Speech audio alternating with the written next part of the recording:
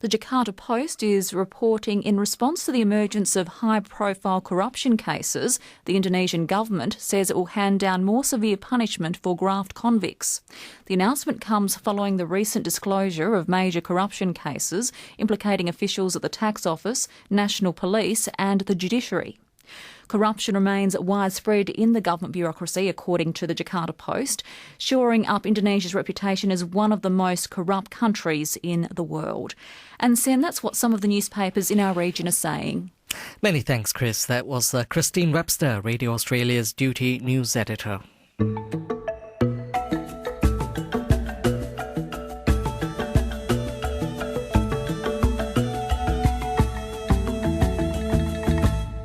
You're listening to Connect Asia on Radio Australia. On the internet, it's radioaustralia.net.au/Connect Asia. Terrorism, earthquakes and natural and man-made disasters. Well, we live in a world that can be very dangerous indeed. So do you ever think about how you might respond in an emergency? Your intuitive response could mean the difference between life and death. And just how would you respond to an emergency evacuation? Ed Galea is a professor of mathematical modelling at the University of Greenwich, and he's done much work on how the human brain works in an emergency. One of the things that's kicked off my interest in culture and how culture influences how people might behave in an evacuation situation was the underground fire in South Korea, in Daegu. This was a tragic fire in which a large number of people lost their lives. And I was involved in studying what actually happened there. And I was given access to some photographs of some of the people on the trains that were filling with smoke. And one of the things that struck me was the fact that people were essentially sitting around on the trains and they weren't frantically trying to evacuate.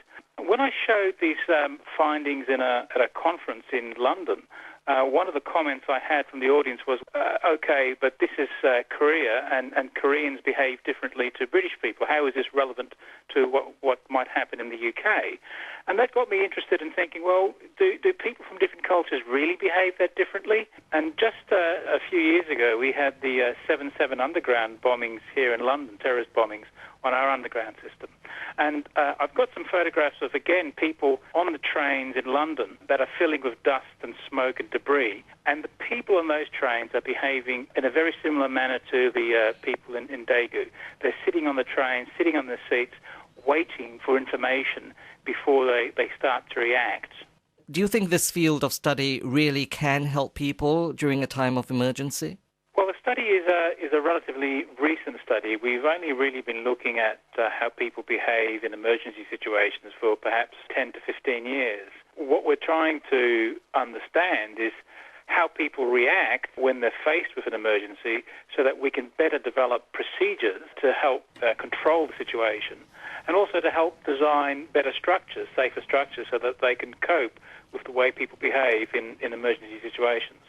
Well, how can you develop procedures when, if I understand correctly, people do respond differently? So can you have a blanket procedure to cover everyone? Well, no, you can't, and that's part of what we're trying to do. Our most recent study is we're trying to understand whether people from different cultures behave differently in emergency situations. Most of the work that's been done to date has really originated from a handful of countries, the United States, Great Britain, Australia, New Zealand, and these countries have very similar types of cultures. And so the procedures that are developed and implemented all around the world are essentially based on what we've learned from these countries. So are there plans, for instance, to study how people in Asia respond? We'd really like to do that. At the moment, our study, which is funded by the European Union, is focusing on different cultures in Europe. So we're looking at, for example, the Czech Republic, Poland, Turkey, and comparing those behaviours that we see in these countries with Great Britain. There are certain behaviours which appear to be similar, but we really need to do quite a bit more research into this area. And Ed, you have also spoken to people who were caught up in the 9/11 attacks in New York. What did you find there?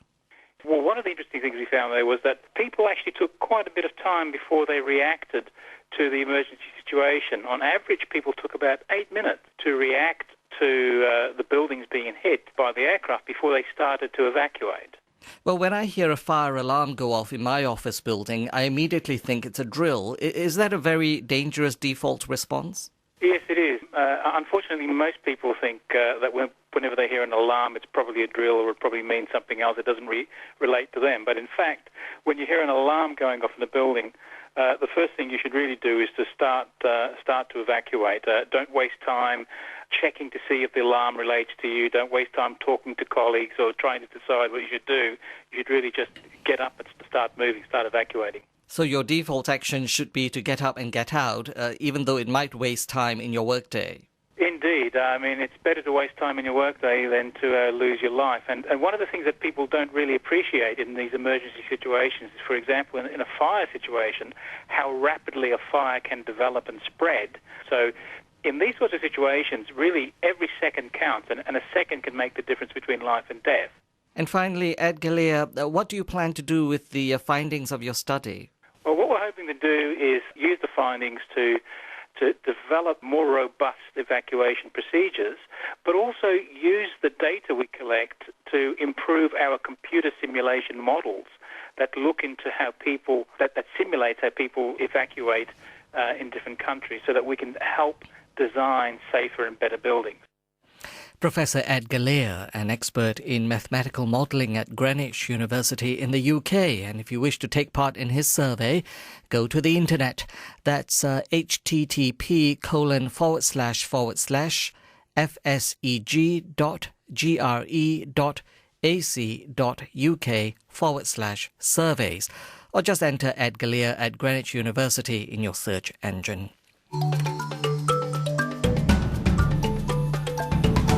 On Radio Australia, this is Connect Asia with Sean Lam. And as we heard earlier, Sri Lanka